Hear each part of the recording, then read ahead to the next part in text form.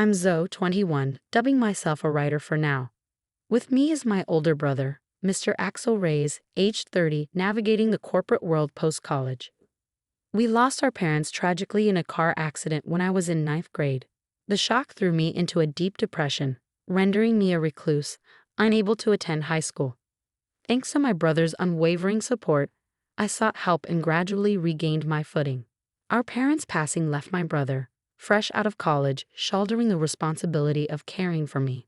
Amidst his own challenges, he took on household chores and supported me emotionally. Slowly, I emerged from my isolation, starting with small tasks like tidying my room, eventually reclaiming a semblance of normalcy with my brother's guidance. Now, we reside together in our childhood home, dividing household duties. Given my work-from-home status, I handle meal preparation and grocery shopping, relishing the occasional outing for supplies. Cooking has become a source of joy. I excel at concocting dishes from recipes discovered online during my hermit days. My brother, akin to a parent figure since our loss, embodies a blend of kindness and discipline. His dedication to education paved the way for a successful career, culminating in a leadership role at a prominent company. Over time, he blossomed socially, culminating in a relationship with Miss Nora Reyes, his now fiancée. When my brother introduced Nora to me, her elegance and warmth immediately resonated. She's a charming office lady at a major food company, a graduate of the same university as my brother. Despite her youthful appearance, her maturity shines through, earning my instant admiration. Nice to meet you, I'm Zoe, the sister. Please take care of my brother, I greeted warmly. Likewise, replied Miss Nora Reyes with a smile. You're such a darling sister. I always wanted a sister, so I'm genuinely thrilled you'll be joining our family, Nora expressed, her smile radiant. Despite her slightly heavy makeup, her warmth was palpable, painting her as a delightful addition to our lives. Curious about me, she inquired, and Axel, my brother, stepped in to field the question. Well, actually, Zoe didn't attend college. When our parents passed away during her ninth grade year, she grappled with mental health issues. It took her some time to overcome, but she's leading a normal life now, Axel explained, his pride in my resilience evident. Surprised, Nora probed further, and I joined in, acknowledging the tumult my illness had caused and expressing heartfelt gratitude for my brother's unwavering support. I understand now, Nora responded, her demeanor shifting slightly. Axel, sensing tension, sought to reassure her, urging her to see beyond appearances. Attempting to lighten the mood, I injected a joke, but Nora's solemn response caught me off guard. In that moment, I sensed there was more beneath the surface of her reaction. As I learned more about Nora's background, it became evident that her family boasted an impressive lineage of academic and professional achievement. Despite the stark differences in our upbringings, I harbored hopes of my brother joining this esteemed family. Amidst wedding preparations and my brother's evident happiness, I lent a hand where I could, finding joy in his joy. Then, one day, my smartphone rang, signaling a potential turning point in our story. Feeling a flutter of nerves, I hesitated before answering the call from an unknown number. But seeing it was displayed, I took the leap. Who is this? I inquired cautiously. Zoe, I'm Nora's mother. Nice to meet you, came the unexpected voice of Nora's mother, who would soon be my mother-in-law. Surprised by the call's source, I braced myself for what might follow. What can I do for you? I asked, my anxiety palpable. Nora's mother broached the topic delicately. I heard from Nora that you didn't attend high school and only graduated from middle school. I swallowed hard, sensing where the conversation might lead. Yes, when my parents died in an accident, I struggled with mental health issues. It took me a long time to fully recover, which is why I couldn't attend high school. Her response was measured yet cutting. I sympathize with your situation, but the fact remains that you only have a middle school education, right? Yes, I confirmed, bracing for what would come next. I have a favor to ask, she continued. Please do not attend Axel and Nora's wedding ceremony. Actually, don't attend at all. I was taken aback by the audacious request, struggling to comprehend its implications. What do you mean? I stammered, trying to make sense of her words. With a blunt sigh, she pressed on. Salon and Nora both graduated from top universities, and my husband and I also graduated from college. Of course, all our relatives have college degrees. You're not very smart, are you? No wonder you only finished middle school. Her words stung, but I listened as she explained further, her tone dripping with superiority. As I mentioned earlier, our family is made up of elites. Graduating from college is a given, and we hold prestigious jobs like executives at big corporations, doctors, lawyers. These are the kind of impressive people attending the wedding. Slowly, the weight of Nora's mother's words sank in. So we don't want you, a middle school graduate, at such an event. Actually, we'd rather you not come. I struggled to process her blunt rejection, but I'm the sister of the groom, his only family. I can't just not attend. I protested, a pang of hurt coursing through me. Please don't come anyway. How could we introduce you, a middle school graduate, to our relatives without feeling embarrassed? Do you understand? She pressed, her tone cutting. After the call ended, anger mingled with hurt, and I trembled with indignation. It wasn't the first time I faced disdain due to my education level. My parents, too, had harbored similar sentiments, overly concerned with appearances and reputation. Yet, despite their judgment, I never viewed my life as embarrassing. I refused to accept being looked down upon by others. But amidst my frustration, a new conflict emerged. What if my presence at the wedding jeopardized my brother's happiness? Could I bear to see him suffer on my account? Despite the years of support he'd given me, I couldn't bear to be the cause of his distress. In turmoil, I confided in my brother about the situation, fearing his disappointment. To my surprise, his response was unwavering support. "Don't worry, you're my sister, my only family. Feel free to attend my wedding," he reassured me, his words a balm to my wounded pride. "I'll protect you no matter what, but if I cause trouble for you, I don't mind not attending," my brother reassured me, his unwavering support a comforting embrace. "There's no way to cause trouble, Zoe. You're my one and only sister.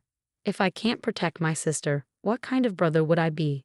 His words resonated deeply within me, strengthening my resolve. "Thank you, brother," I replied, emboldened by his unwavering faith in me. Encouraged by his words, I decided to attend the wedding. On the day of the wedding, during the family introduction, as my uncle presented me as our family representative, I couldn't miss the disdainful glances from my sister-in-law's parents. My brother, ever perceptive, seemed to notice their attitude. At the reception, the seating arrangements for the families were clear, yet I couldn't help but wonder if a seat had been set aside for me. To my relief, there was one, but as I took my place, I felt the weight of piercing stares upon me. Indeed, my mother-in-law's gaze was particularly intense. Marching over, she confronted me. "Weren't you told not to come? You'd be a disgrace to our family," she accused. "I am his real sister. There's no reason for me not to attend," I asserted firmly, refusing to be belittled. "For a middle school graduate, you sure are insolent," she shot back before walking away, leaving her harsh words lingering in the air. As the bride and groom made their grand entrance, I couldn't help but smile, seeing my brother amidst a different atmosphere. Nora looked resplendent, radiating joy and elegance. Suddenly, my mother-in-law stood up and commandeered the microphone, her voice booming across the room. "Our family has all graduated from college and hold respectable jobs," she declared, her words echoing through the hall. "I believe that Axel is a suitable person for our family, but there is one issue." She paused, gathering her thoughts before continuing. "It is his middle school graduate sister. She is an incredibly embarrassing presence in our family. We would like to ask the groom to sever ties with her. If you can't, we cannot allow this marriage."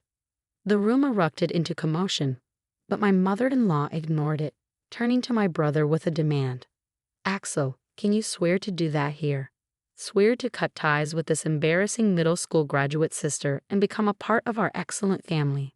With a nod from both the bride and father-in-law, she handed the microphone to my brother, her expression triumphant. Taking a deep breath, my brother addressed the assembly. "Indeed, my sister is a middle school graduate, but she is my only blood relative, my family since her parents have passed away. I can't sever ties with her. I apologize to all of you who have attended today, but I will cancel the marriage and consider this relationship with this family as non-existent. This is my answer."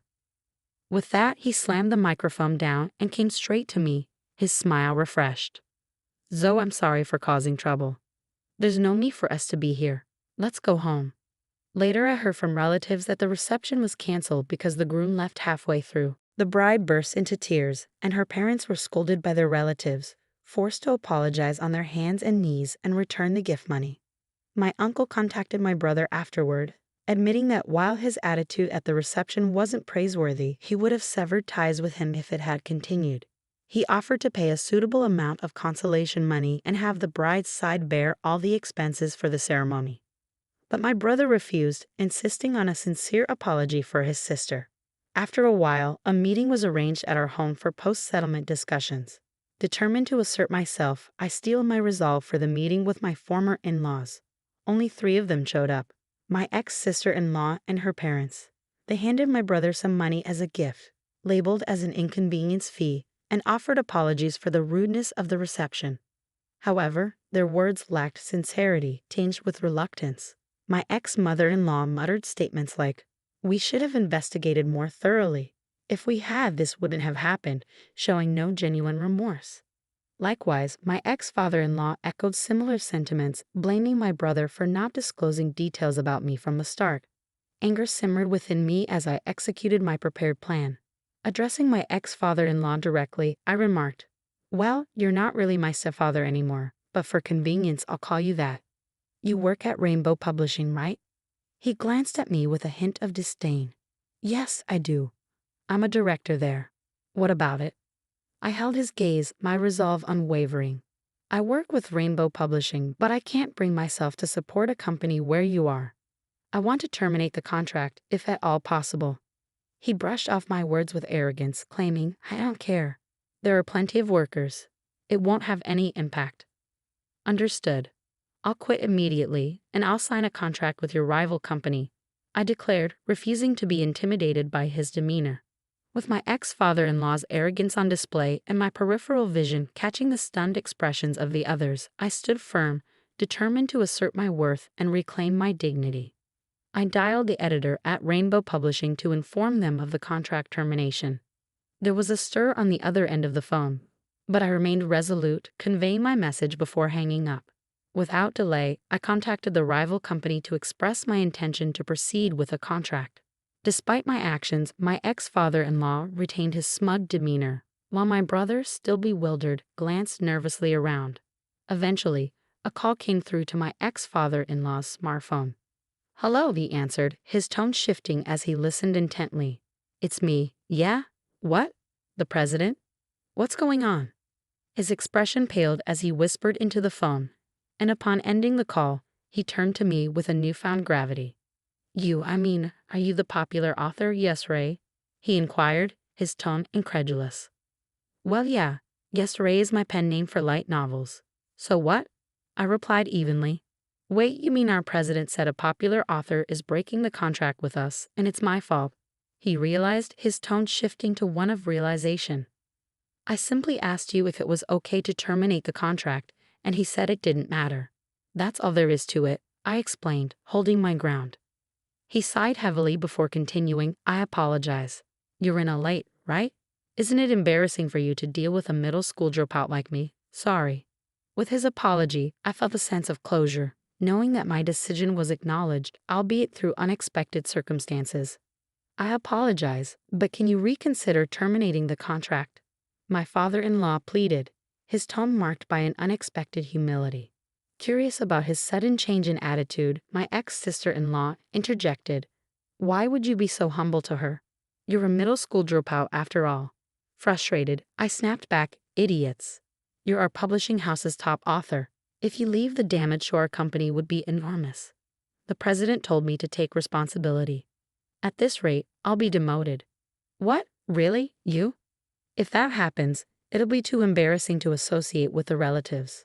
"Please do something," my ex-sister-in-law and her parents pleaded, their confusion and desperation evident. "Please, can you reconsider?" they implored, their voices tinged with desperation. "It's impossible. The matter is settled, so please leave," I asserted firmly, my brother standing by my side in solidarity. "Then please leave as requested," my brother added, his smile brightening as we watched the 3 of them leave, their shoulders slumped in defeat. After their departure, my brother turned to me with a newfound admiration. "You're a popular author? I didn't know that." "Well, I use a pen name when I posted a work I wrote last year online. It got good reviews, and Rainbow Publishing offered me a contract. I've been making quite a bit of money, I explained, a sense of pride swelling within me. My brother's smile widened, a rare sight in recent times. And so the broken engagement was resolved. My ex-sister-in-law seemed to be seeking another partner, but no one would approach her since the incident became widely known. She eventually became reclusive and quit her job. As for my ex-father-in-law, being blamed for my contract termination led to his demotion to a regular employee. Unable to endure warehouse work, he resigned. My ex-mother-in-law faced harsh criticism from her relatives for her disgraceful behavior at the wedding reception and was no longer recognized by her once proud and accomplished family. It serves them right, I thought, grateful for the support of my new publisher. My popular work was turned into a comic, and its popularity soared once again. Now there's talk of an anime adaptation. My brother buried the memory of the wedding as a dark history and focused on working hard. Our days returned to being peaceful, and though I still racked my brain over creating light novels, I found happiness in the repetition of these peaceful days. I plan to go on a trip with my brother, taking our late parents' house with us, preserving their memory and cherishing the peace we found together.